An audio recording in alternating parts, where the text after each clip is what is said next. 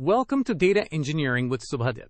In today's tutorial, we will master GCP Data Catalog and Lineage automation. We will look at practical ways to catalog datasets, attach metadata tags, and automate Lineage using BigQuery and Cloud Composer. Let us get started. Before diving into code, let us understand the core components.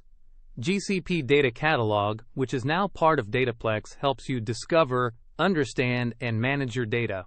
Lineage tracking allows you to see the journey of your data from source to destination, which is critical for debugging and compliance. Data Catalog uses tag templates to enforce consistent metadata. Instead of manually tagging tables in the user interface, we can automate this process using Python, ensuring every new dataset is properly documented with owners, sensitivity levels, and update frequencies. Here is a Python script using the Google Cloud Data Catalog library.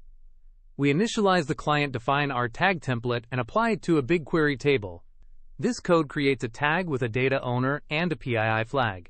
You can run this as a step in your deployment pipeline.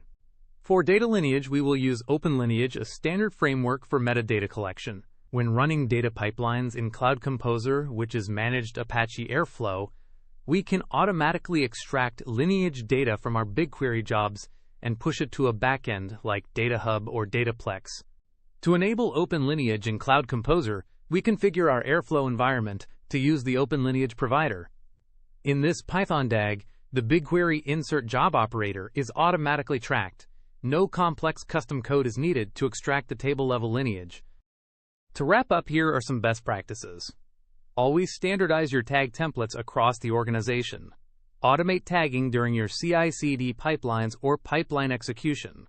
Finally, centralize your lineage viewing in tools like Dataplex or DataHub to empower your data analysts. Thank you for watching this tutorial on GCP Data Catalog and Lineage automation. If you found this video helpful, please like, share, and subscribe to Data Engineering with Subhadip for more data engineering tutorials. See you in the next video.